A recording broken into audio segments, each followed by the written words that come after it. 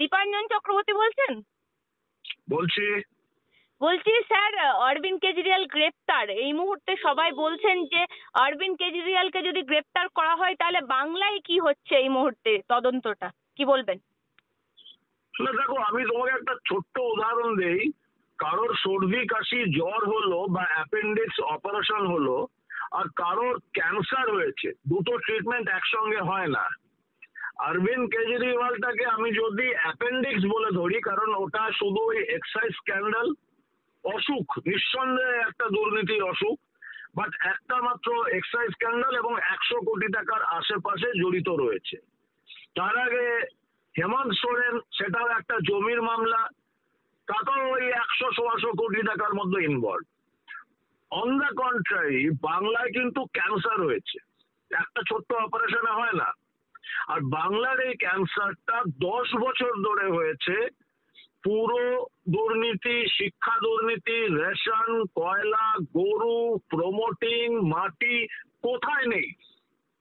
এই সমস্ত দুর্নীতিগুলো জড়িয়ে 60-70-80 হাজার কোটি টাকার স্ক্যান্ডাল, যেখানে এক রাজ্যের প্রশাসনের সর্বোচ্চ মহল থেকে সর্বনিম্ন মহল, একটা রাজনৈতিক দলের সর্বোচ্চ ক্ষমতা বা পদাধিকারী থেকে সর্বনিম্ন ব্যক্তিটি যে গ্রামে গঞ্জে কাজ করছে, এরা সবাই এই দুর্বৃত্ত রাজের মধ্যে জড়িত। এটার মূলোৎপাটন করাটা এত সহজ নয়, এর জন্য টাইম লাগছে, বাট মূলোৎপাটন হবেই হবে, এতে কোনো সন্দেহের কারণ নেই। আমি অন্তত ব্যক্তিগতভাবে যুক্তি নির্ভর বিশ্লেষণের জন্যই আমি বিশ্বাস করি না কোনো রকম সেটিং আছে ইত্যাদি, এবং তার জন্য যুক্তি রয়েছে, সেটা কোনো উইশফুল থিঙ্কিং নয় যে সেটিং হয় না। কিন্তু সেটিং হচ্ছে না, এটা ঘটনা, কারণ যুক্তি তাই বলছে। কারণ অরবিন্দ কেজরিওয়াল আর হেমন্ত সোরেনের কাজ বা তাদের দুর্নীতি আর বাংলা যে দুর্নীতি হচ্ছে, এর মধ্যে কোনো পরিসীমা, এর কোনো পরিমাপ হয় না, কোনো কম্পেয়ারই হয় না, তুলনাই হয় না। বাংলায় ক্যান্সার হয়েছে এবং ক্যান্সার ট্রিটমেন্টের জন্য টাইম লাগে, বাট নিশ্চিতভাবে ভারত সরকার এই জিরো টলারেন্স দুর্নীতির জন্য, সেটার থ্রু দিয়ে এই ক্যান্সারের মূলোৎপাটন করবে, বাংলা আবার সুস্থ হবে, এটা আমি বিশ্বাস করি। রোজিনা বলছি স্যার, অরবিন্দ কেজরিওয়াল বলছেন আমি জেল থেকেই প্রশাসন চালাবো।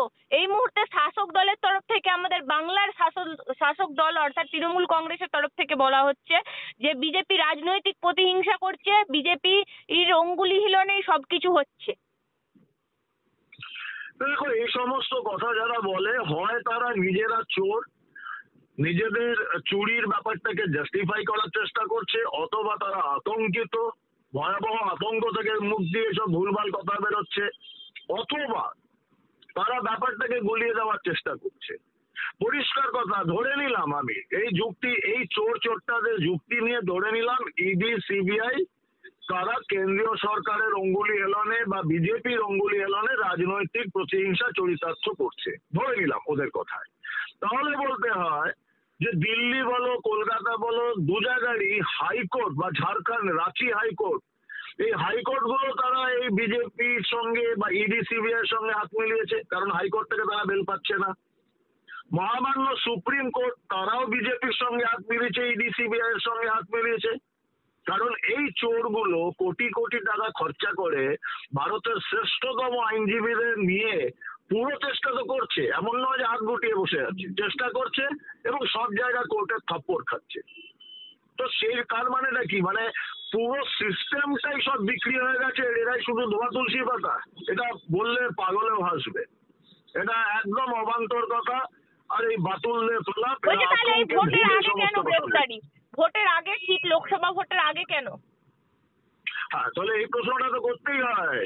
যখন চুরি চামারি করেছিল তখন কি ওরা পুঁজি পাখি দেখে করেছিল যে এই সময় হবে, এই দিনে, এই গ্রহ নক্ষত্র অনুযায়ী আমরা চুরি করব?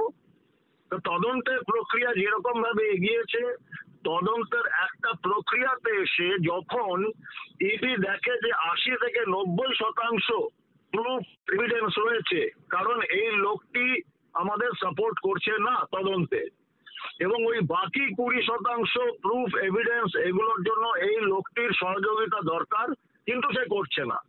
আর এই লোকটির সহযোগিতা ছাড়াও তদন্তকারী সংস্থা 80% প্রমাণ তারা বিভিন্ন জায়গা থেকে জোগাড় করেছে। তখন তদন্তের স্বার্থে তারা কিন্তু কোর্টকে আপিল করছে যে এই লোকটি তদন্তে সাহায্য করছে না, আমাদের একে অ্যারেস্ট করতে হবে। 9 বার ডাকা এবং হয়েছিল স্যার ওনাকে, 9 বার। না, শুধু তাই নয়, ব্যাপারটা হচ্ছে এই লোকগুলো চোর হতে পারে, দুর্বৃত্ত হতে পারে, কিন্তু দুর্ভাগ্যক্রমে তোমার আমার মতো মানুষের ভোটে জিতে তারা সাংবিধানিক পজিশনে রয়েছে এবং সাংঘাতিক ক্ষমতাশালী। তারা বাইরে থাকলে তদন্তকে প্রভাবিত করবে, প্রমাণ ইত্যাদি নষ্ট করবে, সাক্ষীদের ভয় দেখাবে। তো সেই মুহূর্তে ওদের দরকার অ্যারেস্ট করার, এবং তার সঙ্গে নির্বাচনের কোনো সম্পর্ক নেই। এটা একদম বাতুলের প্রলাপ, আতঙ্ক থেকে ভুগছে এবং বলছে, কারণ জানে আমাদেরও দিন এসে গেল বলে। বলছি স্যার, রবিনা। জেল থেকে কি প্রশাসন চালানো যায়? অরবিন্দ কেজরিওয়াল বলেছেন আমি জেল থেকে প্রশাসন চালাবো। না না, দেখো ব্যাপারটা হচ্ছে এগেন আমাদের বিচার ব্যবস্থা বা আইন বলছে তুমি অ্যারেস্ট করা মানে যে তুমি দোষী প্রমাণিত হচ্ছে তা নয়। যতক্ষণ দোষী প্রমাণিত না হচ্ছ তুমি জেল থেকে প্রশাসন চালাতে পারো। এখন সেটা সেই রাজ্যের মানুষ তারা কিভাবে নেবে যে আমরা এই লোকটাকে ভোট দিয়ে আমাদের রাজ্যের অভিভাবক হিসাবে নির্বাচিত করেছি, এবং এই লোকটি যখন নির্বাচন গেছে সেই নির্বাচনী ইস্তাহারে কিন্তু এইসব চুরি চামারির ব্যাপার কোথাও লেখেনি। অরবিন্দ কেজরিওয়াল কোথাও বলেনি যে আমি 100 কোটি টাকা আবগারি স্ক্যাম থেকে আমি তুলবো, বা হেমন্ত সোরেন বলেনি যে আমি জমি বিক্রি করে কয়েকশো কোটি টাকা তুলবো, বা বাংলার এই সমস্ত নেতা নেত্রীরা এরাও বলেনি আমরা কয়েক হাজার হাজার কোটি টাকা তুলবো। তো এখন সেই জায়গা থেকে এখন জেলে গেছে, প্রশাসন যদি চালাতে পারে চালাবে, কিন্তু যখন কনভিক্টেড হয়ে যাবে, প্রমাণ হয়ে যাবে, তখন তাদের কিন্তু ওই জেলের মাটিতেই বসে থাকতে হবে, তখন প্রশাসন চালানোর ওদের ক্ষমতা হবে না। ডিসিশন গণতান্ত্রিক পদ্ধতিতে যারা নির্বাচিত করেছে তাদের, যে আমাদের কতগুলো চোরটাকে আমরা নির্বাচিত করছি যারা জেলে বসে আমাদের অভিভাবক হবে, সেটা বাংলার মানুষ বা ভারতের মানুষ বা দিল্লির মানুষ, ঝাড়খণ্ডের মানুষ, তারা সিদ্ধান্ত নেবে ভবিষ্যতে। স্যার একটা জল্পনা চলছে যে ডায়মন্ড হারবার থেকে বিজেপির লোকসভার প্রার্থী আপনি হতে চলেছেন, সবাই বলছেন এই মুহূর্তে কতটা সত্যি এর মধ্যে? দেখো আমি একটা কথা আমি আগেও বলেছি, কিছুদিন আগে তোমাদেরও বলেছিলাম যখন দক্ষিণ কলকাতা নিয়ে নাম উঠেছিল, যে এই মুহূর্তে আমার কাছে কোনো অফিসিয়াল কনফার্মেশন আসেনি। এটা ঘটনা সত্যি। দ্বিতীয়ত যদি আসেও তাহলে আমি আগেও বলেছি আবারও বলেছি নিশ্চিতভাবে আমি খুব সিরিয়াসলি চিন্তা ভাবনা করব, লড়াই থেকে পিছপা হব না। আর ডায়মন্ড হারবার 42টা লোকসভার মধ্যে একটা লোকসভা, সেটাকে গুরুত্ব দেওয়ার কোনো মানেই নয় না। একটা কোনো উচ্চিংড়ে ফচকে ছোড়া বা সংবিধান বহির্ভূত ক্ষমতা ভোগ করা একটা ছেলে, সে যদি দাঁড়াতে পারে, দীপাঞ্জন চক্রবর্তী কেন পারবে না? দীপাঞ্জন চক্রবর্তী তো ফেক ডিগ্রি নিয়ে ঘুরে বেড়ায় না, এবং দেশের জন্য কাজও করেছে। তো প্রশ্নটা দীপাঞ্জনের জন্য নয়, প্রশ্নটা হচ্ছে যে কোনো মানুষের অধিকার রয়েছে লড়াই করবার।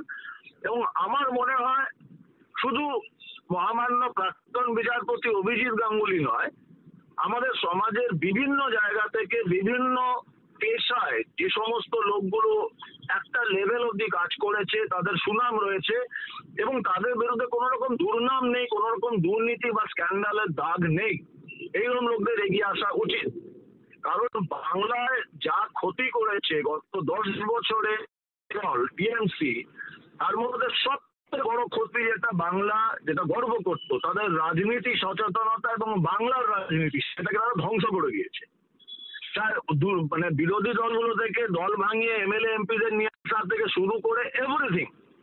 তার জন্য আজকে ভাবতে পারো এই বাংলাতে একসময় বামফ্রন্টের প্রার্থী ছিল সিনেমা জগতের লোক অনিল চট্টোপাধ্যায়, আর এখন সায়নী ঘোষ, মিমি, নুসরত এই লেভেলে নামিয়ে এনেছে।